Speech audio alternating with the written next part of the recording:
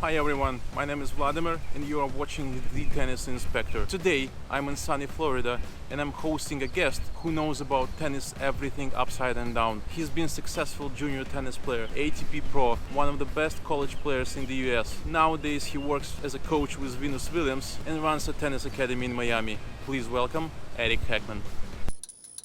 You've got to really hate losing more than anything else, and that's an important quality to have. I'd say it's more financial than anything else for most players. A lot of pros change a lot is their footwork on the serve. Do you think that college tennis lowers your chances going into pro?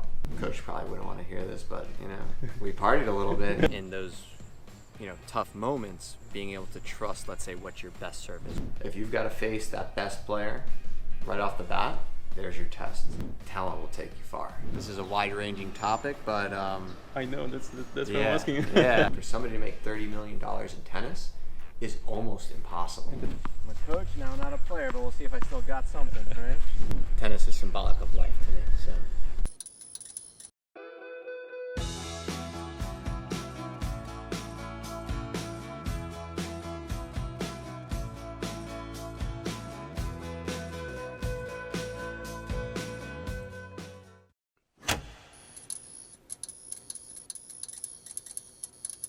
Hi Eric, how are you doing? Good, how are you? First of all, thank you so much for your time and the possibility to talk with you about tennis. Yeah. That's a great pleasure. And I already mentioned in the introduction that you're one of a few professionals who has been involved in all areas of tennis. Junior tennis player, pro player, college tennis, club director and coach. There are a lot of things that you can share with junior tennis players and all of fans of tennis. Before we jump into this, can you share how did you get into tennis? When I was growing up, I had started off actually playing other sports. Baseball, basketball, actually a good amount of boxing. From restrictions of sports that my parents didn't want me to play to things that they wanted me to play, it ended up being tennis. And personally for myself, I was always the player in sports that I always wanted the ball. I always wanted to be taking responsibility over a win or loss. The individuality aspect of it, was Something that was attracting you? Yeah, that I really liked. Your parents were not in any sports, right? No, none. I'm asking because there are a lot of parents who used to be professional athletes in the past, and usually such parents, they push their kids to show results at a very young age. What should be the involvement of parents into the training process?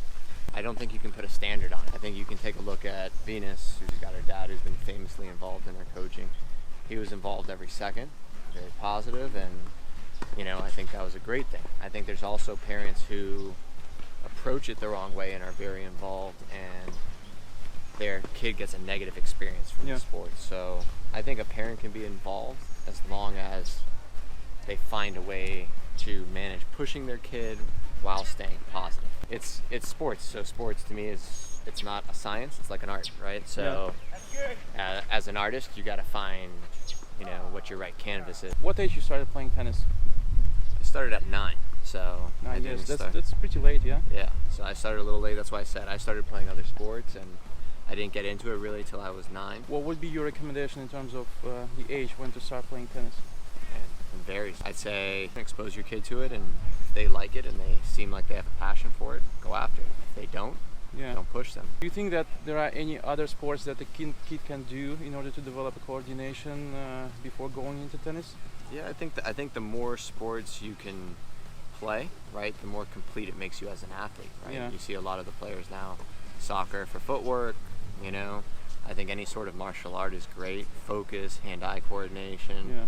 Basketball's great as far as shooting, hand-eye, footwork. So I'd say anything could probably help you. Who is this guy? This is Angelina. It's a girl, and she's my pet that I got for my 2 boys. They love reptiles, gators, snakes, etc. But unfortunately, my wife wouldn't let me bring her home. Let's talk a little bit about college tennis. When you realized that you're gonna go playing college tennis? I never considered pro tennis, just because in America, typically it's you go to high school, you accomplish whatever you accomplish in your juniors, you play college, and your professional career would be, let's say, if you do really well your first year in college, second year, or after college, then you decide you're going to go professional. Was there any reason why you choose to go to University of Miami? A lot of different factors. Tennis definitely played a part into it. So growing up, the Hurricanes were, let's say, by far the team that I followed more than anything else, more than any professional sports team. So I wanted to be a Hurricane. I wanted to play for them. I wanted to win. My mom was also sick during that time, and the coach there at that time, Jay Berger, who was only there for a short period when I was there, I thought he was a great coach, so I wanted to be there for all of those reasons. What do you think are the difficulties to going pro tour after college tennis? I'd say it's more financial than anything else for most players. That topic's out there a lot now, but basically in tennis, you fund yourself, you pay for everything yourself. So let's say between airfare, car, etc., it adds up. And if you were to go out there and start off in the lowest level of the pro ranks, and you qualify and you spend your entire time in a week to win that tournament, okay, let's say roughly you're going to get paid $1,000. There's many prize money tournaments that aren't even considered pro tournaments where you just spend a quarter of the amount of time and you get paid more. Well, you've been one of the best college players in the US. Do you think that you could compete on ATP tour and being successful if you spend a little bit more time and if you, let's say, found a sponsor? Yeah, looking back, yes. Okay. I don't have the knowledge of the game like I have now, from equipment, shoes, etc. So the way I did it, I looked at it as, okay, I'm going to see the world and travel and play pro. So my head wasn't 100% in. Played clay court tournaments, hard court shoes. So yeah, looking back, I had okay results considering those factors, but if I would have really done it the right way and been educated on it, I think it could have been a lot different. How the recruiting system is organized in the United States? It's changed since I grew up, but basically now, it's almost a straight computer system first. So, I'd say the main factor on it is UTR, and I do think it's a pretty good representation of a player's level. Basically, all your results go into a system and it shows how you do against different level players, right? So if I'm a college and I want to, for example, if I'm Division I college and I want a 13 UTR player, even if somebody was rated beneath them, like at 11 or at 12, and they had an upside, I'm not going to look into that player because I want a player who I know is at a specific level. And this UTR system is better, in my opinion, than the USTA rankings or ITF rankings were, because in a lot of those you could play different tournaments, pick up some results, pick up some wins, but it doesn't necessarily mean your ranking's representative of your level of play. What would be your recommendation to prospective college players, how to choose a university? If somebody's looking to pick a college, I think you got to first look at what's your first objective. Are you looking to be a pro? Are you looking to, let's say, not necessarily be a pro, but use your education to further your career? I think college tennis is good in the sense that, it builds, leadership skills, it builds multitasking. However, I do think there is a negative behind it. If you're not really looking to be a pro, there are certain things education-wise that playing a sport in college kind of holds you back from.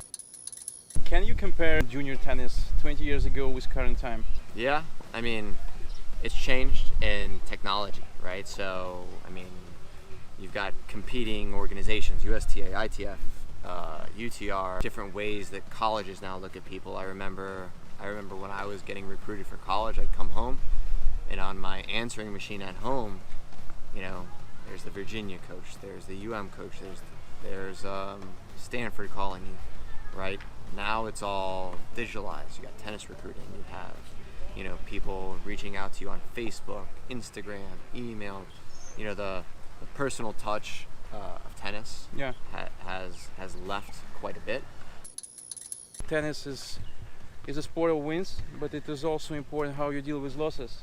And a kid may have a lot of wins, but at some stage he or she might have a lot of losses too. And there are not many coaches who can explain how to deal with this. What is your approach, let's say, explaining a 14-year-old kid on how to deal with losses? Yeah, I think first, at least for myself, and I think a lot of elite players, you've got to really hate losing more than anything else, and that's an important quality to have. Sometimes it's hard for a parent to deal with or understand, okay? That's an important quality. But to deal with a loss, it's okay essentially to mourn your loss, even if that takes a day, a night. I don't know what the timeline specifically is. Everybody's different. I would want to practice that same day, right after that loss. So having the ability to take a loss and have it fuel you and motivate you, okay? And be positive. You be positive moving forward, exactly, is definitely what can contribute to a champion. Losing and having the approach that you don't want to play anymore, that's, it's one thing to lose, but that's a loser's mindset, right? So the mindset more than anything else is just crucial in developing in this sport and being a champion. For juniors, would you train boys and girls differently? Yes and no. Again, this depends on the personality of the kid, right? So, you have kids that are more sensitive than others and whatnot, but I think a lot of times it just, your personality connection's important as a coach. The girls' game is definitely different. I think eventually it'll evolve a little bit more, but there's specifics to the game, like they hit a flatter ball, they play a little closer to the baseline, you don't have like a kick serve present in it, so there's a lot of different aspects to it, and the girls mature physically at a younger age, and I think girls are, let's say, more in tune emotionally to their coach than a lot of guys would be. What do you think is the most important thing during the transition period from juniors to pros? Juniors to pros, I think, the pro game, you got to be mature mentally, you got to be ready to handle defeat, you got to be ready to travel and leave everything else behind and be on the road 24/7. And you have to have a polished enough game where you feel like you can beat anybody on any given day. What about coach? Having a coach on the tour is not just about tennis, right? You're around that person not just anymore for your practice or your lesson. You're around them at dinner, you're around them at lunch, you're around them at breakfast, you're on the flight with them, right? So you got to be able to get along with that person. You got to be able to, have a good professional, but yet, let's say, good emotional standing with that person where they bring positivity to your day every single day. Your recommendation to junior players on how they should select coach? Tough call, because it's usually parents, right? It's the parents, right? But unfortunately in junior tennis, right, a lot of coaches, I'd say like 80-90% are salesmen, right? So they go out there, you get that first lesson's great, right? A good thing to look at, just like anything else, is experience, work, their history, and then see where they are at the moment. You could have some people that could have a great history, but they might be towards the end of their career, a little burned out, right? So, there's a lot of factors that kind of go into that, but all in all, right, a player also has to be somewhat of a strong student of the game and say, okay, does this information make sense? And be able to tell, is this person being real with me? Are they truly invested? So a lot of it is just, you got to have good instincts when picking a coach. There are just a few professional tennis players who's been with one coach through whole their career. Do you think that there are specific, indicators when you might need to change a coach? Sure. If you feel yourself plateauing, if you feel like your coach is coasting, if you feel like that they're not presenting more information to you, or if that emotional connection is gone. Okay, so those are some indications. To me, what would make a truly great coach is always willing to change, to learn themselves, right? And to maybe add more people, to a team, especially for a professional player, right? To make that player better. Do you think that there is anything that can be changed in a player's serve, even if it is professional tennis player who is on tour like for multiple years? Yeah, of course.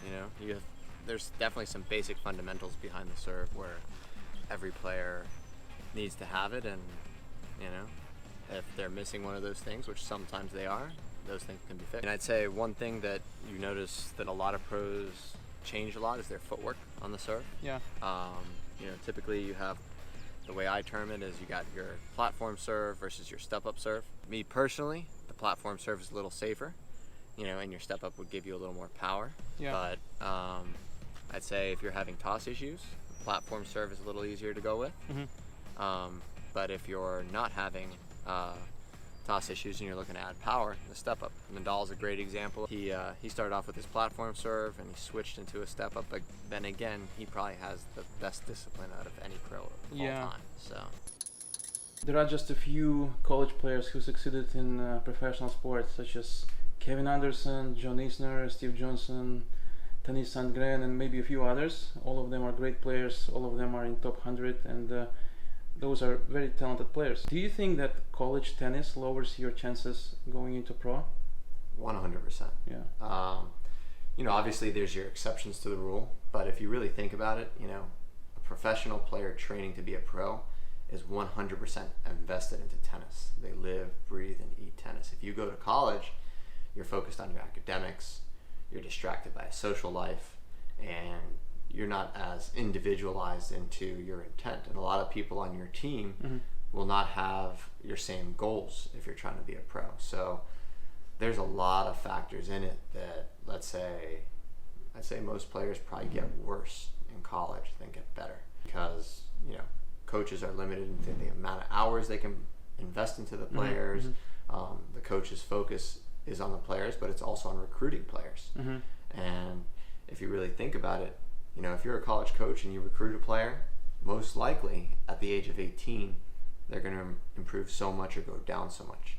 So what's the most important thing in that college job is recruitment. Do you think that one of the options for college players would be to take a year off, for example, to travel and play professional tournaments, like I think Noah Rubin did? Yeah, I think that's a great idea, because, at least giving yourself a chance to see how you would do professionally before you enter the college atmosphere is a way to go. And if your real goal is to play college, I've got a different thought process than a lot of people, but I would go try to play pro.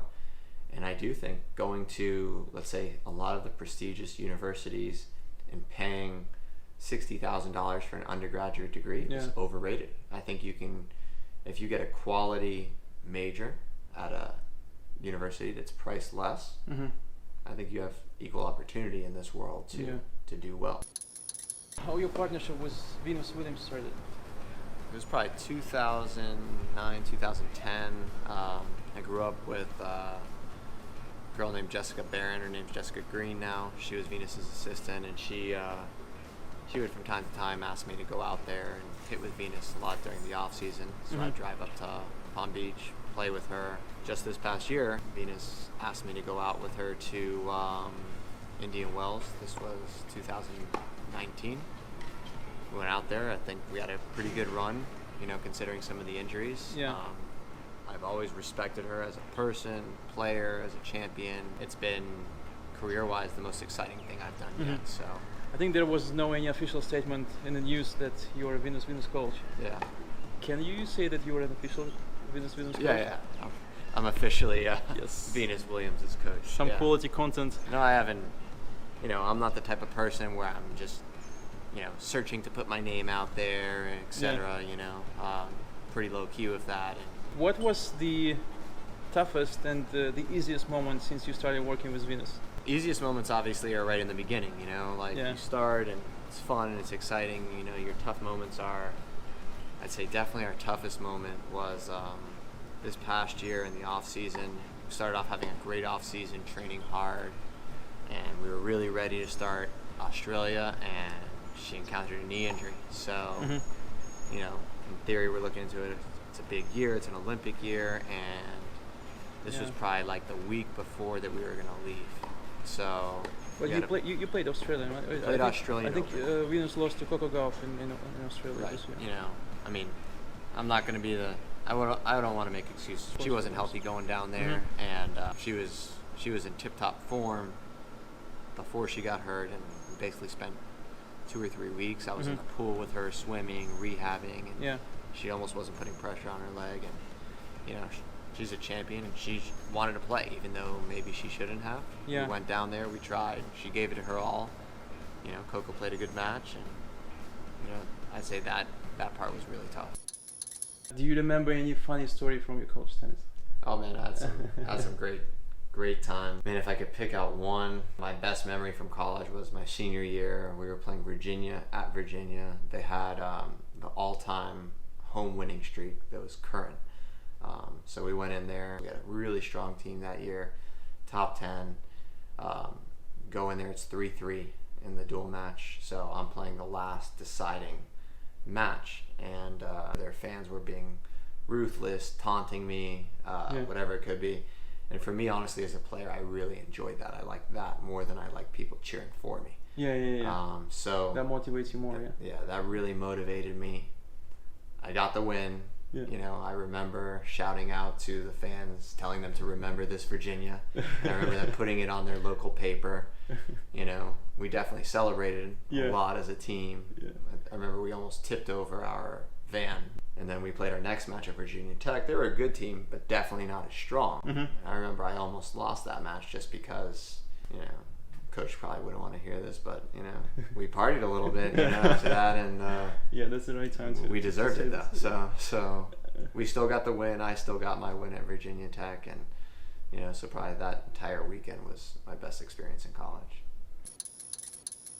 Young generation sometimes doesn't know the tactical side of the serve, and they don't know when they can take risks and then when they cannot take risks. Can you give a recommendation, for example, for a match where everybody wins their serve and the score is 15-30 or 15-40, what tactically you should do and how you should approach it in terms of your mindset? I mean, I think one of the biggest, most important things as a server is, one, confidence, and in those, you know, tough moments, being able to trust, let's say, what your best serve is, whether that's a flat serve out wide, slice serve out wide, body serve, right, and know how you're going to combine it with, let's say, your next best shot, whether that's a forehand, a backhand, a volley, you know. So being able to trust, let's say, your best shots in the toughest moments is important, instead of doubting yourself and going to plan B. Do you think that many coaches doesn't know how to teach mental side of tennis, and as a result there are a lot of junior players who cannot succeed in professional tour?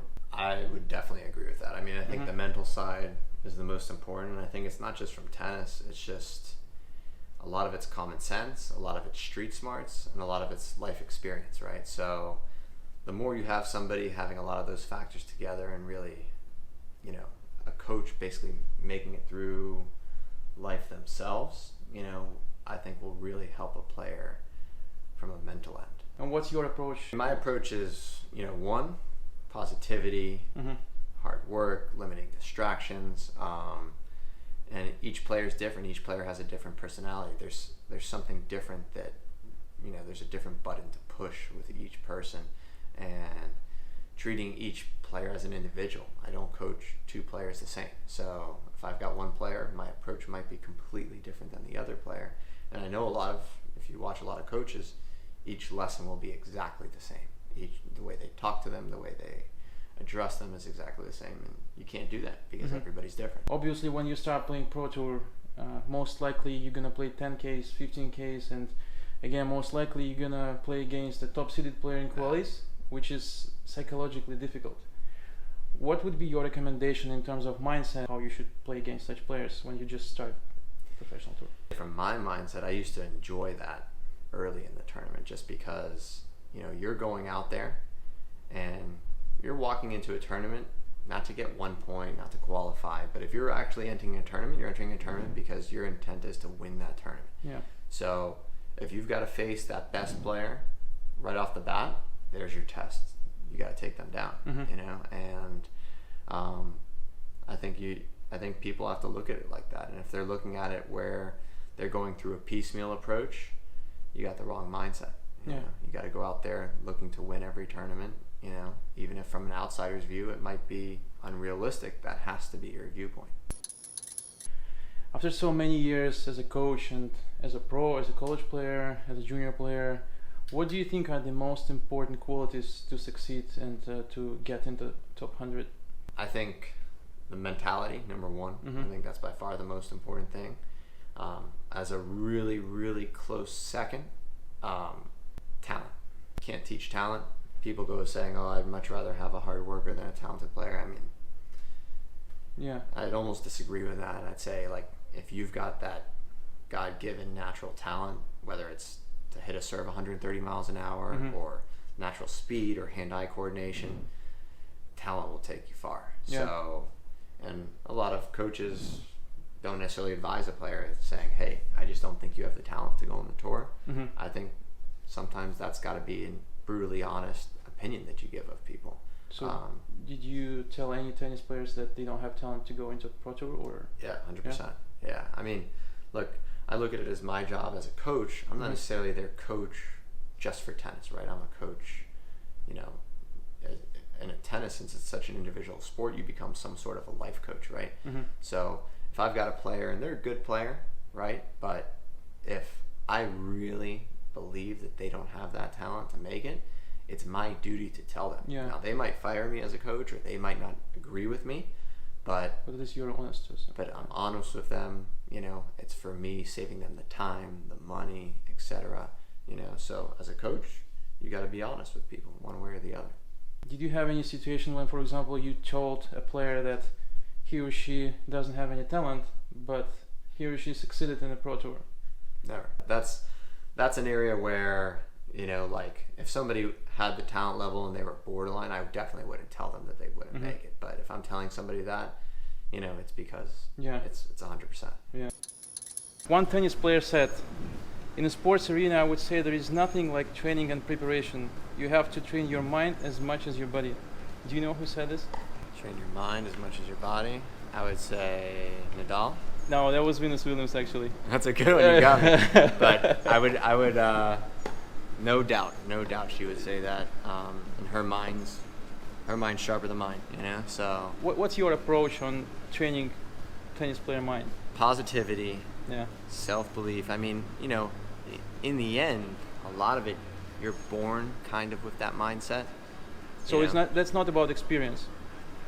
It is and it isn't, you know, so, you know, like I think Venus and Serena, they were born with a mindset, and their parents had a huge role in it, right? Their mother and their father, you know, raising them with the right values. And, you know, when you're raised with those type of values and it's innate in you, right, as you get older, it only gets easier. I think if you have people that are negative with you growing up, if your parents, let's say, mistreat you, you know, I think most likely it's going to be hard to develop your mind. But at the same token, you could develop the strongest mind from that.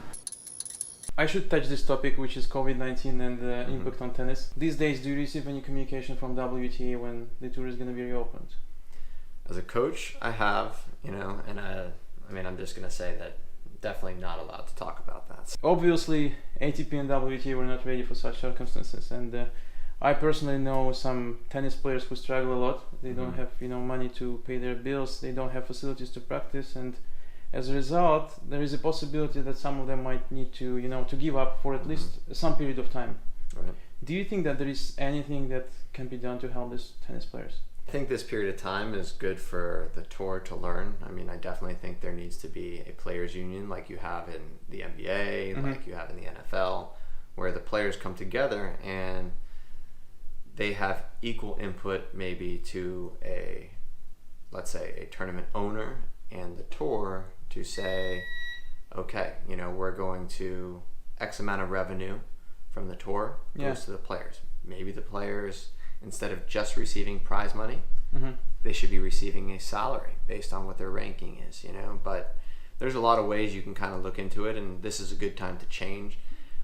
Is there a way that the tours could distribute funds now? Maybe, you know, but I think this time more needs to be a learning experience going forward for tennis to have, let's say, a better business model for the players. I think that there is a relief program from ATP and WTA of, I believe it's like 6 million for players who range in rankings from 200 to 700, if I'm not mistaken. I did a quick math, and it equates to, you know, to 5,000 per player. I think it's not enough. It's just nothing, right? Yeah. So I believe that, as you mentioned, this is the right time for changes in tennis. What changes would you implement apart from something related to COVID-19? But yeah, I mean, I definitely, you know, I think it's good that the tours are doing that. I mean, that they definitely don't have to. It's probably not in their budget, right? So, but as far as what changes I would recommend going forward, I would definitely recommend, you know, a look at how the revenue is shared between players, tournaments, TV, everything, and look into a solid package of, what could work better for everybody. Yeah. Right? Because in the end, your number one thing bringing entertainment value to the TV, to the tournament, are the players.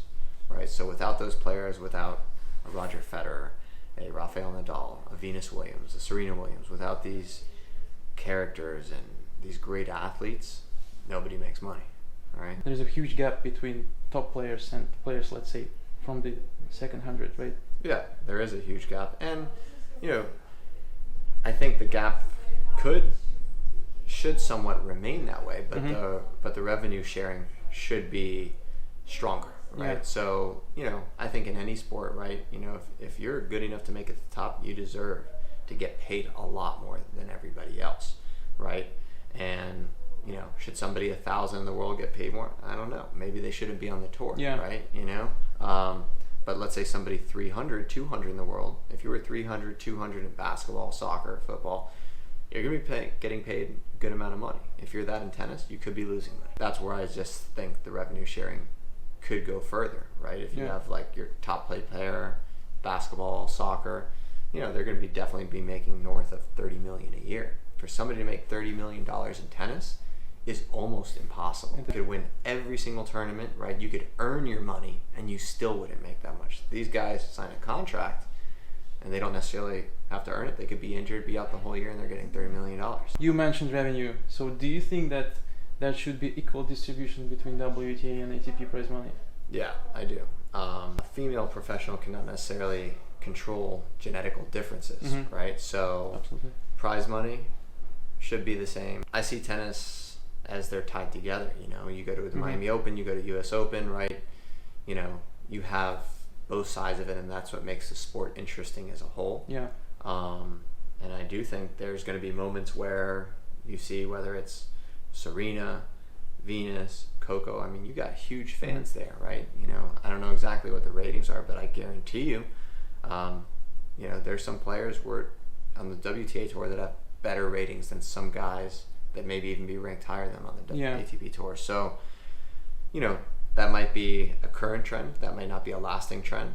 And, if the trend were to be reversed, right, and let's just say that more people were to watch the WTA tour, should the guys get paid less? No.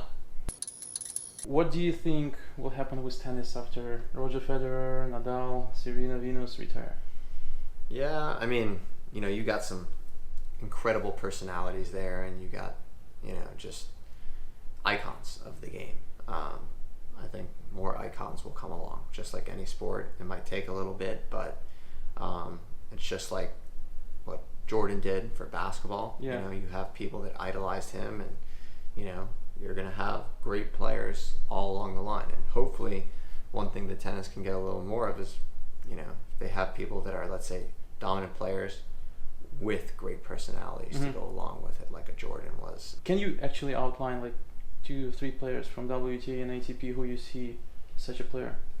Yeah, obviously WTA, you've got, I think you've got Amanda Anisimova, Kenin, who's, obviously already accomplishing great things. The guys tour, me personally, I love Medvedev, I love his, his standoffish attitude, and, I hope he kind of keeps that going. Kyrgios, obviously. If Kyrgios could really be one of the greatest ever, something's going to click. Something has to click for him to get there, and it would be a shame if it didn't. Which role do you enjoy more, being a club director or Venus coach? Well, I know it's different, probably shouldn't say this, but 100% coaching Venus. Okay. No doubt. In one of the interviews, Marat Safin mentioned that to grow up a professional tennis player, it takes from $50,000 to $80,000 per year, depending on the age. Do you think that's accurate for United States? No. Look, it could take that, right? Obviously, if you have a private coach, right, and they're full-time on your salary, I know in Russia, because I've had a few different Russian coaches here, that people get paid in a salary. Yeah. The way we structure in the United States, it's per hour per class, right? Yeah. So let's say, for example, if you're paying for a lesson and let's say it's $90 an hour, it's $100 an hour. Yeah. A lot of kids don't take a private lesson every single day. They'll work in a group, you know, like we've seen when we're walking around here. We'll have kids just playing with each other. So that much money, you know, there definitely are some people that spend that much on their tennis. I mean, it really depends. Like if we're talking about a pro, I think, let's say like a 16 or 17-year-old kid who is high in rankings and who shows very good tennis. I think that, that's reasonable. Yeah, I think it's probably more than that. If you have your coach traveling with you, etc. Right? Yeah. I'm talking more about, let's say, you know, if somebody's trying to be on the tour but they don't have, let's say, a full-time coach yet. Oh, I mean, it's completely different. Yeah. If you're already at that age where you're attempting to be a pro, yes. Can you say that a top tennis player can be differentiated from all others by his ability to take risks at the right moments? Yeah, I mean, the guts, the competition, right? You know, knowing how to play the big points. I'd say that's definitely what differentiates your champions versus the people who are almost champions. Well, I want to discuss a few technical components of the serve.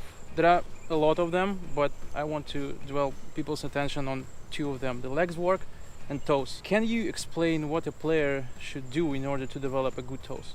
Demonstrate a few different things. To me, with a toss, first thing is, one, the release point. If you notice, I'm pretty much releasing that ball right at my eye level. If I were to release it a little bit before my eye level, my toss might go too far forward. If I were to release it after my eye level, my toss will go backwards. Balance with your feet is very important on your toss. So, you know, I'm pretty much a platform server. So if I'm here, right, having my balance will enable me to have a good toss. Vice versa, if I were to step up, right, I would need good balance as I move up into that toss to toss that ball correctly. And the other thing that you notice when I'm tossing this ball, I've got no spin on that ball. Having that ball do less movement, okay, will make it obviously easier for me to hit the ball. What is the importance of legs in the serve? Obviously, it is the most important component, but just wanted to hear your thoughts. Yeah. Well, I would say it's not the most important component. Okay. I would say, let's say most of your power is coming from your shoulders, your wrist snap, and your hips. Okay. But the legs do give you that extra bit of pop. They could give you a higher bounce. You know, and they can give you a little bit better level of consistency and take stress off your upper body. So, is it important? Absolutely. What should a player do with their legs, and how a player should to push off? You know, to me, what's really important if I'm using my legs is first being able to kind of get my hip out. So if you notice, if I get my hip out here, okay, I automatically go into a knee bend. A lot of players, if I'm telling them to bend their knees more, you'll see them do something like this. Yeah. Okay. And right here, as I go to explode out of my legs, I'm actually going to move backwards if I were to bend like that. So to me, just getting your hip forward will automatically put you into a knee flex, I'll call it. Okay. And that'll allow your body to catapult upward into the ball, which is what's really important on the serve. How does USTA support tennis clubs and prospective players? Man, you know, this is a wide-ranging topic, but I know that's what I'm asking. Yeah. So, you know, how does the USTA support us here? I mean, to be honest, I haven't got much support here from the USTA, but granted, we're private. You know, just like any big organization, a lot of it's political. I would say, after I started working with Venus, dealing with the USTA High Performance and Kathy Rinaldi and some people on that team, those people are great. Kathy's unbelievable, and they've got a great data analytics group behind them. Yeah. And that side is great. But just like any big organization, you know, I do think there's areas that they could fix in how they handle local facilities, local juniors, stuff like that. But, you know, all in all, USTA is a good organization. Let's do a challenge. All right, let's go, man. We're gonna serve 10 times, and we're gonna hit the cone first wins, and the loser gonna do 10 or 20 push-ups. Let's go with 20. I'm a coach now, not a player, but we'll see if I still got something, right? Oh, way off. That was close. Well, let's get in there. Big.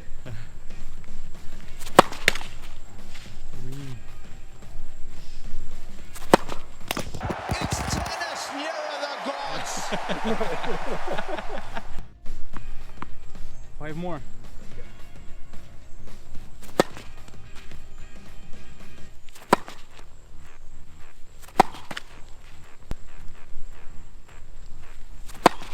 Aye, that was very close.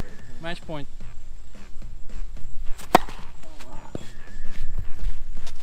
I've been practicing surf all week. Ready to do my push-ups. I deserve it. Oh, that was tight.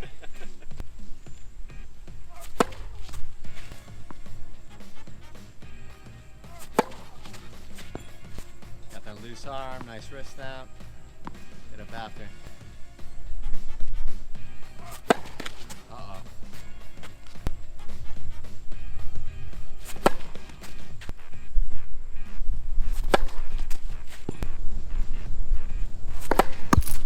Ooh.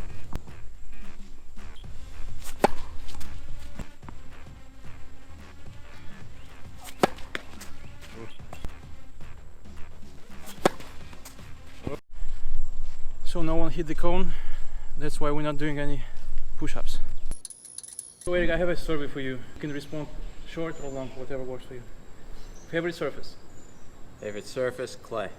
US Open or Davis Cup? Davis Cup. Serve and volley or baseline? Serve and volley. Favorite music? Rap. Oh, like rap from my generation, so Eminem, Dre, Okay. Tupac. Yeah. Yeah. Best ATP player ever? Djokovic. Best WTA player ever? Serena. Next question is Venus or Serena? Venus. Dream doubles partner? Roger. Tennis player or coaching career? Tennis player. And the final one, what does tennis mean to you? Tennis is symbolic of life to me, so yeah. And I can expand on that, so from the individuality to, you know, not everybody has the same forehand, not everybody has the same serve, not everybody has the same backhand, you know, but all those common threads come together and you got to compete for your life out there. So it brings so many life lessons together. Giveaway. We've been talking a lot about mental side of tennis and psychological approach on how to deal with losses. Please comment below on how you deal with stress. The most creative one gonna get a t-shirt from Eric Hechtman with a signature. Fight till end. It's a custom made. That is really custom. Thank you so much, Eric. The worst handwriting ever to whoever wants it.